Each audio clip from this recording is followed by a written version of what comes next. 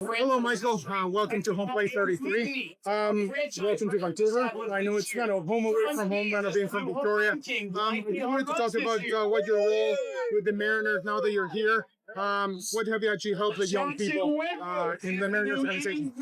Yeah, so it's a blessing to be back. I came up as a Mariner, as a player, and to be able to wear this uniform again is an absolute blessing. And so this season, I'm the base running coordinator. So essentially oversee the base running philosophies from AAA down to the Dominican. Michael, obviously, one of the things that these guys have actually done everything possible to make it to the final, and they're going to actually start fighting for a championship. Even though this is a developmental league, obviously results show these guys have actually done it from day one and have earned their spot in the finals. What do you tell them as an all-star? What do you tell them in terms of going to that playoff and what they have to focus on? Yeah, no, I don't think it's me necessarily, but one thing that we do preach in this organization is we do like to win, and we think everyone talks about the 5 tools of hitting, running, arm, power, that kind of thing, but we believe that winning is also a tool, and so we preach that winning is important. We'll never put it over player development. However, we do like our guys to know how to win. Obviously, being from Venezuela, I have to ask you, working with the Latin players, what do you find the hardest part? Obviously, language is always a barrier, but in terms of coming from a different style of play, usually than the North America, what's the hardest part for you to work with them?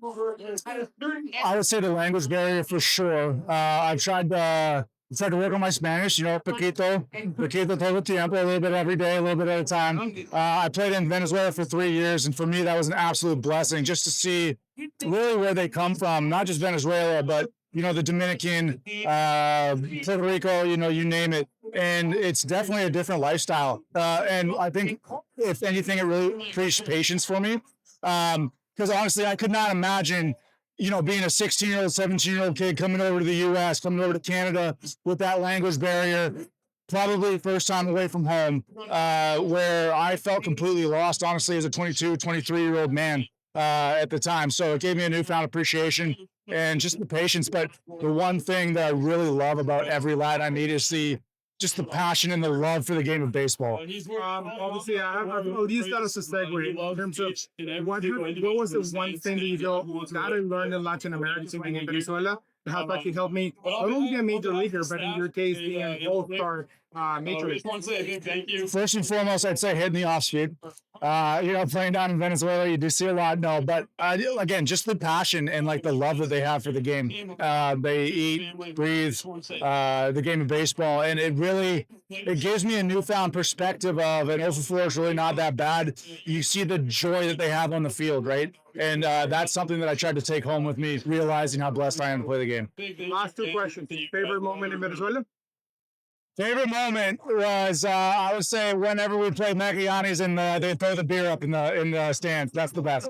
Unfortunately, they were scoring against us, which that's what that meant, but it was a pretty cool experience nonetheless. Yeah, definitely. That only happens in Venezuela. Definitely one of those things that not a lot of people appreciate. And last but not least, obviously, being in the Mariners organization, the run that they're having right now, how do you see that organization moving forward and the future of their life? The future is definitely bright. Over the last couple of years, I think you've heard about the minor league system, and you're really starting to see it now. I think we got ranked number 1, maybe top 2 or 3 at least in all of baseball, and you're seeing the product on the field, and those young guys are starting to move up the ladder now. So I really think the Mariners are going to be good in the long haul here, as well as you're starting to see the fruition on the field up in, I always try to not call it Safeco Field, but T-Mobile Park. We're in a running. We're going to be playing probably till the last day of September, but there's a lot to be excited about as a Mariners fan. Thank you very much, Michael. Obviously home away from home because Victoria is not that far from Vancouver.